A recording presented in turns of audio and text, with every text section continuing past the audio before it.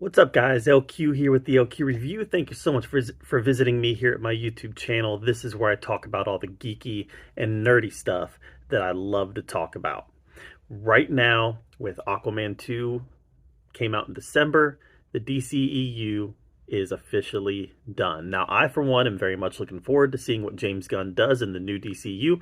I'm a big James Gunn fan, but I was also a fan of the DCEU. I liked most of the movies. Most of them. So even a lot of them that people kind of didn't like, I liked most of them.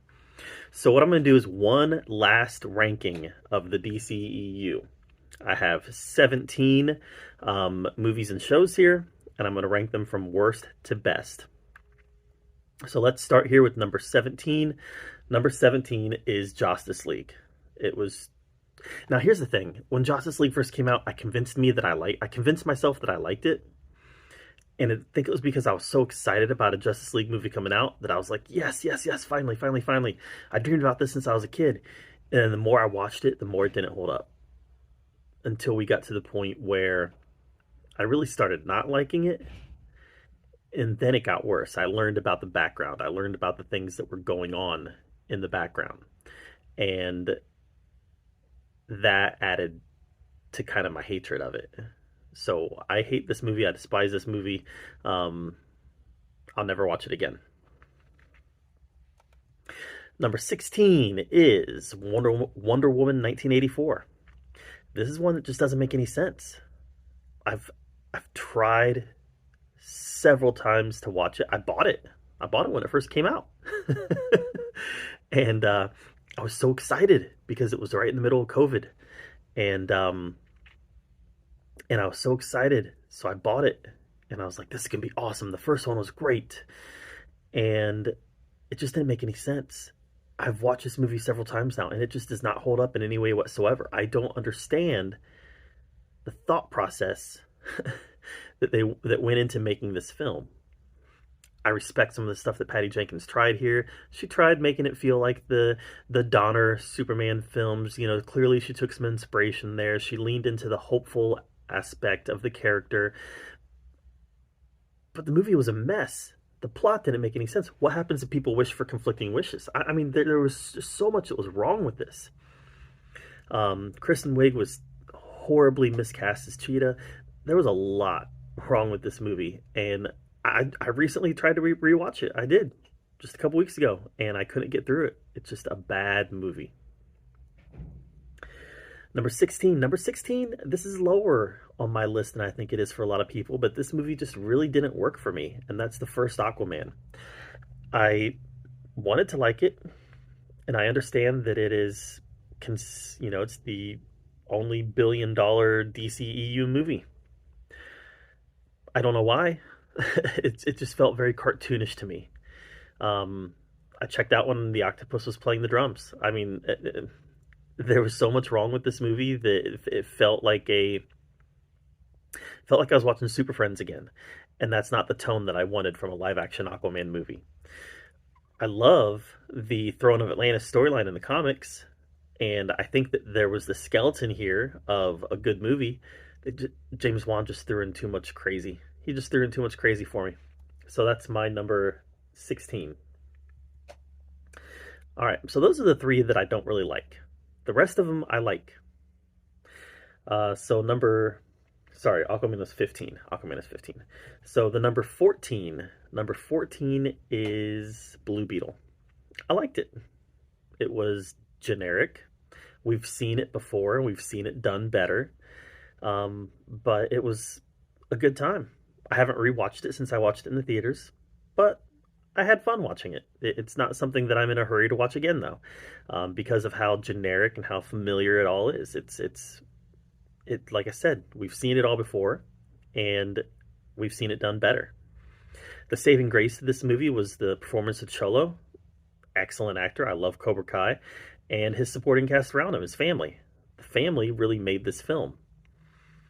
There just wasn't enough original in here for me to really grasp onto anything. So that's number 14. Number 13 is Shazam! Fury of the Gods.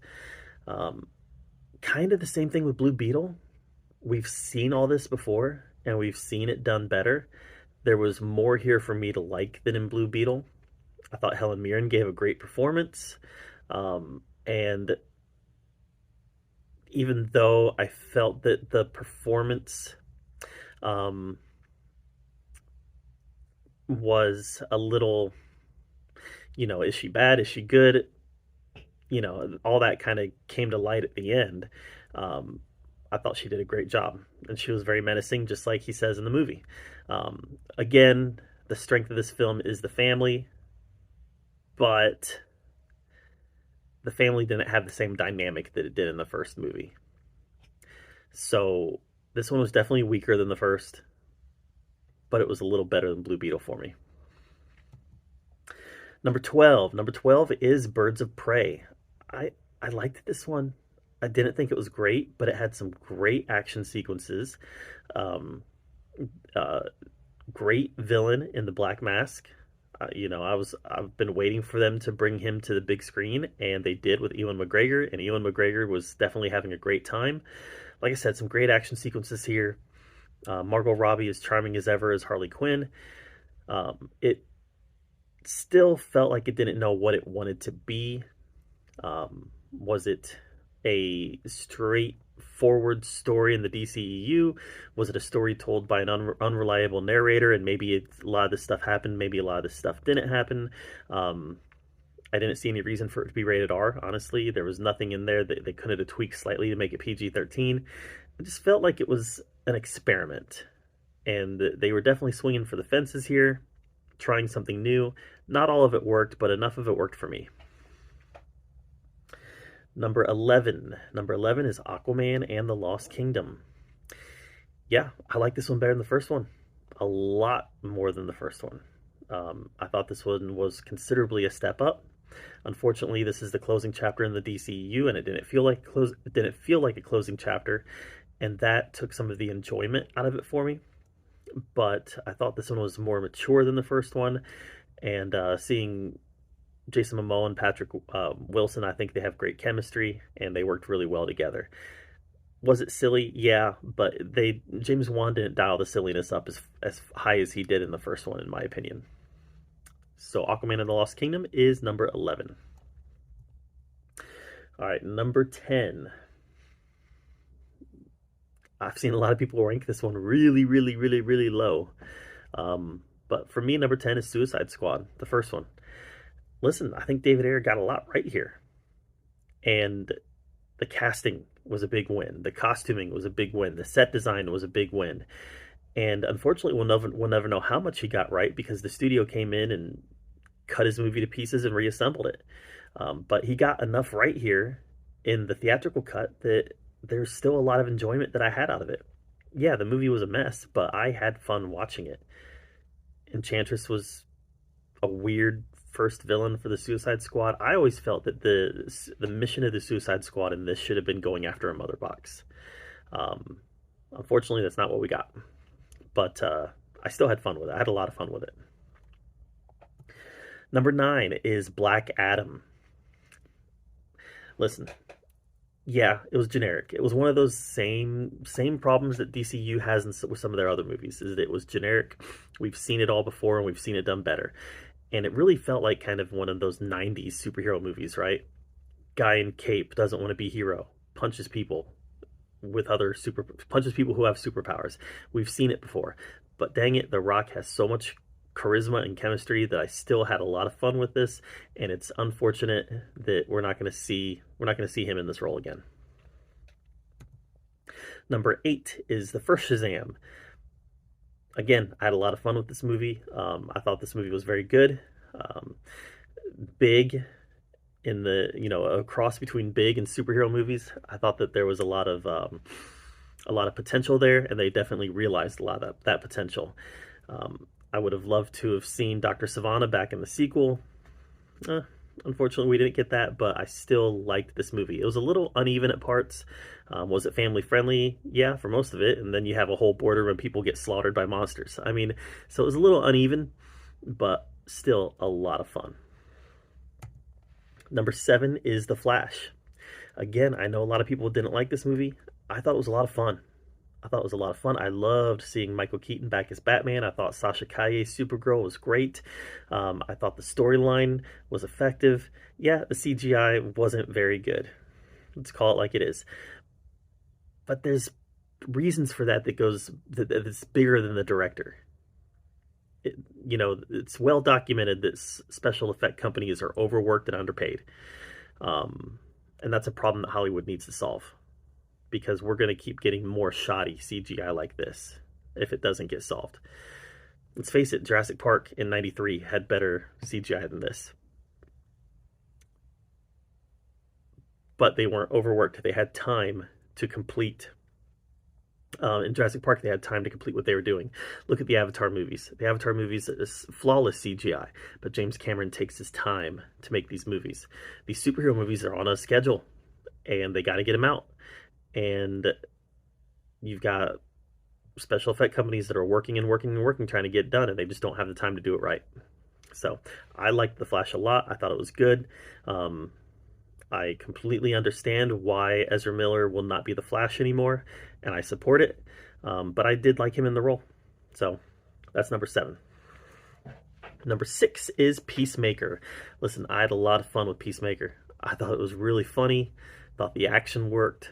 Love the characters. I think Vigilante's a great character. Looking forward to seeing him in future DCEU projects. I had a lot of fun with Peacemaker. One of the best openings in TV history. Loved it. Number 5, staying in the James Gunn universe, we have The Suicide Squad. I thought that it was a step up from the first one in every way possible. Love the Harley Quinn character, love Bloodsport. Even though Bloodsport was a carbon copy of Deadshot, still love Idris Elba's Bloodsport. Polka Dot Man was great. There was a lot to like here. I think they did Captain Boomerang dirty in the beginning, but there was so much like here, and I had so much fun. And seeing Starro on the big screen is something I never thought that I would see, but we got it, and it was a lot of fun. So yeah, I thought The Suicide Squad was great. Number 4 is Batman vs. Superman: Dawn of Justice, the Ultimate Edition. I'll never watch the theatrical again. The Ultimate Edition is where it's at. It fills in a lot of gaps that the theatrical edition had, and it creates more context for Superman and Clark Kent, and I love it. I think it's a great movie. If you don't like Batman vs. Superman, it's all subjective. I support that, but I don't get it, because I think Batman vs. Superman is great, and I think it's the best, most comic accurate Batman that we've ever had on screen. So I said it. Number 3 is Wonder Woman. Wonder Woman is how you do a female empowerment movie correctly. The female is empowered, she's strong, but she's fallible. She makes mistakes. She doesn't always, she feels real because she is a fallible person who makes mistakes and doesn't always make the right decisions, just like any other person, male or female. They didn't dumb down the men to make her stand out. Chris Pine's Steve Trevor was a very capable person who stood side by side with her. She didn't say, "You sit on the sidelines while I handle this." No, they fought side by side. It was female empowerment done right. Not having to dumb down the men and making the female character feel real, feel fallible, and not being a Mary Sue. Loved Wonder Woman. Gonna show it to my daughter when she's old enough to watch it. It was a great movie. Great movie. One of the best. Number 2 is Zack Snyder's Justice League. I had a hard time between this and number 1, but ultimately, I think number 1 is just a little bit better than Zack Snyder's Justice League. Even though it's a great movie, it's one of my favorite comic book movies. If I were to create a top 20 list, let's face it, if I were to create a top 10 list of comic book movies, Zack Snyder's Justice League would be on there. Top 10. Just a great movie. So much fun. So much heart and passion went into making this. And you can tell that not just from the director, but from the actors. I mean, this was clearly a passion project, and it shows in every single frame. The one downside is that it's too long. It's too long. It is. 4 hours is too long. It's a movie that I don't watch as often as the other movies on this, just because of the time commitment involved. It's a huge time commitment, and I don't have the time to sit down and watch a 4-hour movie all the time. So that's the big drawback for this one, and that's ultimately why the other one is first. why Man of Steel is first and this is second. First place, though, is Man of Steel. I think Man of Steel is one of the best comic book movies ever made. I love it. I think it stands above the other Superman movies. Listen, I love Christopher Reeve, but this is better. This is a better movie. It's captivating. It tells a story about how the world would react to Superman if he was someone who was real, and you felt that. Um, I love the Christian metaphors in this movie. I loved the discovering your own heritage in this movie. General Zod, Michael Shannon, was so good. Um, I think this is almost a flawless movie. I really do. I really do. And I know there's a lot of people out there who don't like Man of Steel. I got to respectfully disagree. I think it's one of the best ever made. One of the best comic book movies ever made. The only thing that I would have changed is how Jonathan Kent died. I didn't like the way that Jonathan Kent died. In the Donner films, Jonathan Kent had a heart attack, and I thought that was a more fitting, more appropriate death for the growth of Clark Kent. But other than that, guys, I thought this was a great movie, and I wouldn't change a thing. So that is my final ranking of the DCEU. Like I said, I liked the vast majority of these. The only ones I didn't like were Aquaman, Wonder Woman 84, and Justice League. The rest of them I liked. Some of them I loved. But like I said, I'm very much looking forward to seeing what James Gunn does. I understand that a reset was necessary. The DCEU just wasn't making money. They were losing money on every movie. And it's unfortunate. But that's what happens when you don't have a plan, when you don't have a vision, when you're bringing in too many, when there's a rotation of leaders at the top who all have different ideas and a different vision. It's unfortunate that it went down that way, but I get it. It needs a reset. It's going to get one. I trust James Gunn. I think he's a great director, and we'll see what happens next. So, how would you guys rank the DCEU? Let me know in the comments below. Thank you so much for joining me here, and until next time, we'll see you guys later.